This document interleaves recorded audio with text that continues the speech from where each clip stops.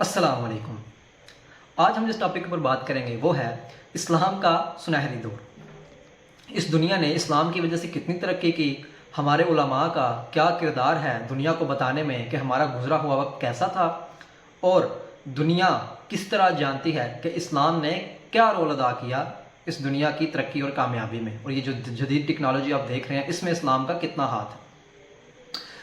میرا نام ہے زہیب حسن، اور اگر آپ نے میرے چینل کو سبسکرائب نہیں کیا تو میں ریکویسٹ کروں گا کہ میرے چینل کو سبسکرائب کریں، اور تاکہ آپ کو ملتی رہے مزید اس طرح کی انٹلیکچوئل ویڈیوز اسلام کے ریلیٹڈ۔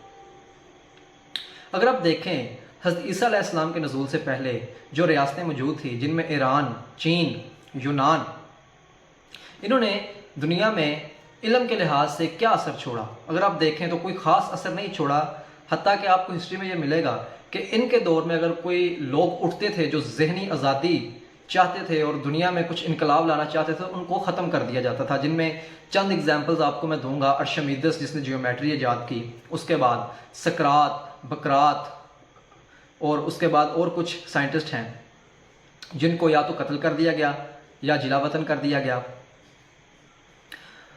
اسلام جب آیا، اس نے جب انقلاب برپا کیا اور اپنی ایک ریاست قائم کی، سٹارٹ میں تو وہ فتنوں سے گرا رہا، جنگوں میں، اور اس وقت کے خلفاء کو یہ ٹائم نہ ملا کہ اس دنیا کی ترقی یا سائنس میں کچھ حصہ ڈالا جائے۔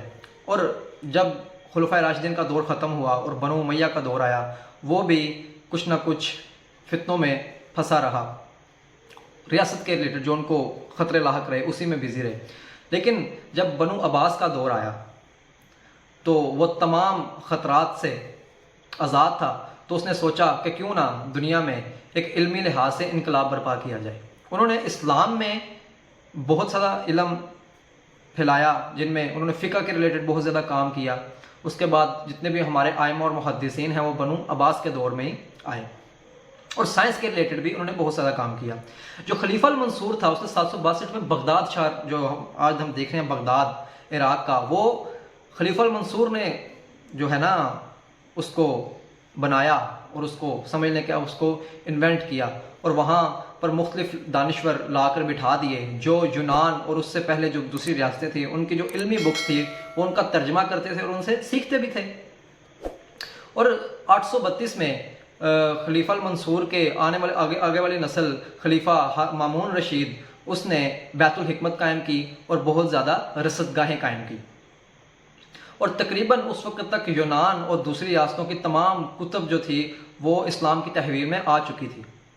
اگر آپ دیکھیں اس وقت تک انہوں نے اسپین اور یورپ تک اپنے بازو پھیلا لیے تھے اسلام نے، اور اس وقت 4 لاکھ کتابیں مسلمانوں نے اسپین کی قرطبہ لائبریری میں رکھیں۔ یہ 9ویں صدی کی جو ہے نا، یہ 9ویں صدی کی بات ہے، آفٹر حضرت عیسیٰ علیہ السلام۔ اور اگر آپ عیسائیوں کا چیک کریں کہ وہ اس ٹائم تک کہاں پہنچے تھے، تو 13ویں صدی میں جو ان کی سب سے بڑی لائبریری تھی اس میں صرف 1800 کتابیں موجود تھی۔ یہ عیسائیوں کا لیول تھا۔ جب یورپ یہ جانتا تھا کہ یہ دنیا چپٹی ہے، اس وقت اسلام نے اس زمین کا نقشہ بنایا، اور الخوارزمی اور اس کے ساتھیوں نے اس کا محیط بتایا کہ 20,000 میل محیط ہے زمین کا، اور اس کا نصف قطر ہے وہ 6500 ہے۔ جب یہ اس وقت کی بات ہے جب لوگ زمین کو مونس اور آسمان کو مذکر سمجھتے تھے۔ اس طرح اسلام نے بہت زیادہ ترقی دی، بہت زیادہ انقلاب برپا کیا۔ اگر اس کے بعد آپ چیک کریں گے تو ہمارے پاس اور بھی بہت سی اگزامپلز آتی ہیں۔ عیسائی جو تھے وہ اس دنیا کو، اس ارتھ کو وہ سینٹر کہتے تھے۔ وہ کہتے تھے کہ تمام سولر سسٹم اور جتنے بھی کائنات ہے اس ارتھ کے ارد گرد روٹیٹ کرتی ہے۔ کیوں؟ کیونکہ وہ کہتے تھے کہ حضرت عیسیٰ علیہ السلام جیسی پاک ذات اس دنیا میں آئی، اللہ پاک نے اس ارتھ کو چنا حضرت عیسیٰ علیہ السلام کے نزول کے لیے، یہاں پہ انہوں نے اپنی زندگی گزاری اور ہمارے لیے قربانی دی، جیسے کہ ان کا عقیدہ ہے کہ وہ سولی پر چڑھ گئے تاکہ تمام انسانوں کے گناہ معاف کر دیے جائیں۔ تو اس بنا پر وہ کہتے تھے کہ ارتھ ایک پاک ہے، یہ کسی چیز کے ارد گرد گھوم نہیں سکتی، اس کے ارد گرد تمام سولر سسٹم گھومتا ہے۔ یہ تو بعد میں نیوٹن اور مختلف سائنٹسٹ نے بتایا کہ یہ جو زمین ہے اس کی اوقات صرف اتنی ہے کہ ایک دیوار کے اوپر، ایک بڑی دیوار کے اوپر صرف ایک نقطہ لگا دیا جائے تو اس کائنات میں اتنی حیثیت ہے زمین کی، اتنا سائز ہے صرف۔ اس کے بعد چاند کو انہوں نے خدا بنایا، بہت سے لوگوں نے ستاروں کی پوجا۔ اس ٹائم اسلام نے ایک انقلاب برپا کیا اور شرک سے پاک دنیا بنائی۔ جو کافی حد تک کامیاب ہوئے اس میں مسلمانوں نے مختلف شہروں میں رصد گاہیں قائم کی جہاں پہ اس وقت کے لحاظ سے کچھ ٹیلیسکوپ لگائے اور ستاروں کو پرکھتے تھے. نباتات میں بہت زیادہ اسلام نے کام کیا. ان کے سائنٹسٹ نے نباتات کو چیک کیا اور 2000 نئے پودے ایجاد کیے مسلمانوں نے. اس کے بعد کیمسٹری اور فزکس میں بہت زیادہ انقلاب برپا کیا, میتھمیٹکس میں بہت زیادہ انقلاب برپا کیا. جب لوگ سمندر کی عبادت کرتے تھے اور اس کو خدا کہتے تھے تو اس وقت مسلمانوں نے بڑی کشتیاں بنا کر سمندر کو لمبے سفر کے لیے استعمال کیا اور دنیا کو بتایا کہ آپ سمندر سے یہ کام بھی لے سکتے ہیں. جب لوگ دریاؤں میں اپنی بیٹیاں اور اپنے بیٹوں کی لاشیں پھینکتے تھے اور قربانیاں دیتے تھے تاکہ دریا کو خشک کیا جا سکے, اس وقت مسلمانوں نے دریاؤں میں سے نہریں نکال کر اس کو آبپاشی کے لیے استعمال کیا. اس کے بعد جو یہ طوفان آتے ہیں لوگ اس کی عبادت کرتے تھے. مسلمانوں نے اس سے ونڈ مل ایجاد کی, ونڈ مل کا کام لیا. ایسے مسلمانوں نے بہت زیادہ چیزوں سے فائدے اٹھائے اور لوگوں کو بتایا کہ یہ جن چیزوں کی تم عبادت کرتے ہو یہ چیزیں عبادت نہیں ہیں, عبادت صرف ایک اللہ کی کرنی ہے. یہ باقی تمام چیزیں اللہ پاک نے ہمارے لیے بنائی ہیں تاکہ ہم ان کو استعمال کریں. اگر کوئی شخص چاند کو خدا مانے گا تو چاند تک پہنچے گا کیسے, وہ تو سوچ بھی نہیں سکتا. ایسے ہی ہے.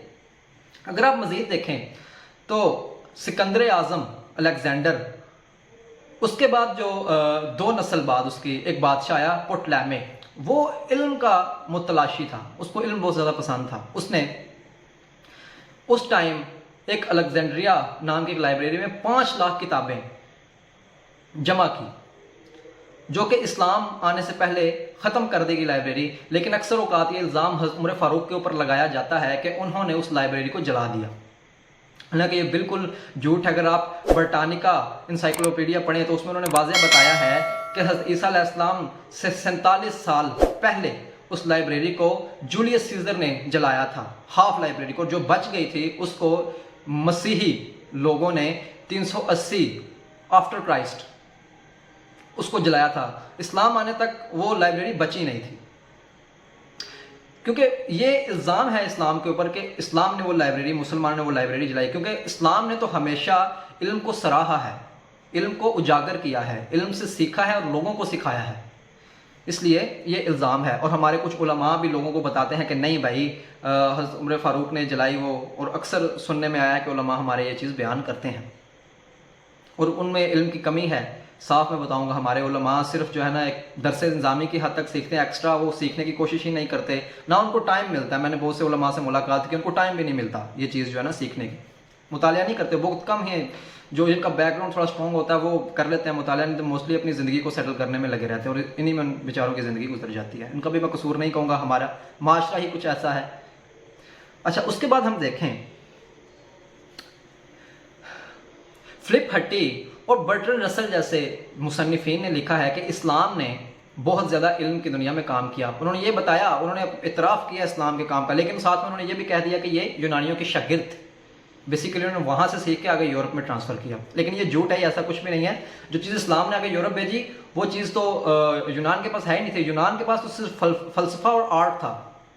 اس کے بعد آپ دیکھیں گے کہ پہلا ہاسپٹل بنو عباس کے دور میں بنا. 8000 پیشنٹ کی کیپیسٹی اس ہاسپٹل میں رکھی گئی اور اس میں بہت سی لائبریریاں جہاں پہ لوگ مطالعہ کرتے تھے میڈیکل کے ریلیٹڈ. اس کے بعد بہت زیادہ ٹریننگ سینٹر بنائے اور بہت زیادہ میڈیکل کالجز بنو عباس کے دور میں بنے. ہم اس چیز کی تعریف کریں گے. بہت سے علماء کہتے ہیں بنو عباس کی کمیاں نکالتے ہیں کہ انہوں نے ظلم کیے. ہاں, انہوں نے ظلم بھی کیے, نو ڈاؤٹ انہوں نے کیے ظلم, لیکن جس چیز میں انہوں نے فائدہ پہنچایا ہمیں اس چیز کی تعریف بھی کرنی چاہیے, کیونکہ بیسیکلی ان کی تعریف اس لحاظ سے اسلام کی تعریف ہے. اس کے بعد ہم دیکھیں گے کہ الرازی, اس نے ایک کتاب لکھی میڈیکل سے ریلیٹڈ 1000 بیماریوں کے بارے میں. اس نے اس چیز کے اندر ڈسکشن کی کہ یہ بیماری کیسے ہوتی ہے, اس کا علاج کیا ہے, اور کمپلیٹ اس کے بارے میں گائیڈ اس نے لکھی اور بعد میں وہ بک ان کے شاگردوں نے پوری کی. اس کے بعد آپ دیکھیں گے کہ ابن سینا, انہوں نے ایک میڈیکل کے ریلیٹڈ بک لکھی جو بعد میں ترجمہ ہو کر یورپ پہنچی اور اس کا نام کینون آف میڈیسن رکھا گیا اور کافی صدیوں تک وہ چھائی رہی اس کے اوپر. اور اس بک نے بقرات کی کتابوں سے زیادہ فضیلت حاصل کی ان کے نزدیک. اس کے بعد آپ دیکھیں گے کہ عبداللہ ابن البطار، انہوں نے نباتات کی فیلڈ میں بہت زیادہ کام کیا. ان کے بارے میں مشہور ہے کہ انہوں نے درختوں کے بارے میں جاننے کے لیے افریقہ تک سفر کیا، یورپ تک سفر کیا، اور انہوں نے 1500 پودوں کے بارے میں لکھا اپنی کتاب میں.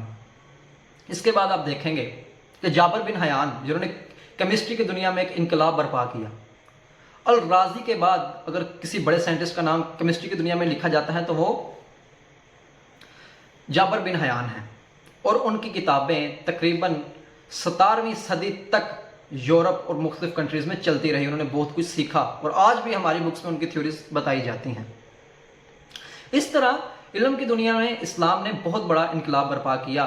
آج کی دنیا میں آپ دیکھیں، یا تو انسان مسلمان ہو رہے ہیں، اگر کوئی خدا پہ یقین رکھتا ہے تو اگر وہ ریسرچ میں گھستا ہے تو اس کو پتہ چلتا ہے کہ ایک ریلیجن صرف اسلام ہی ہے جو سچا ہے.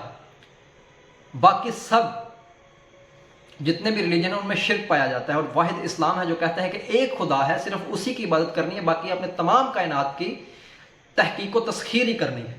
ہر چیز کو آپ چیک کریں، صرف اللہ تعالیٰ کے نازل کردہ فرامین میں ٹانگ نہیں اڑانی، باقی ہر چیز کی ذہنی آزادی ہے. غلامی سے آزاد کر دیا، ذہنی غلامی سے آزاد کر دیا اسلام نے.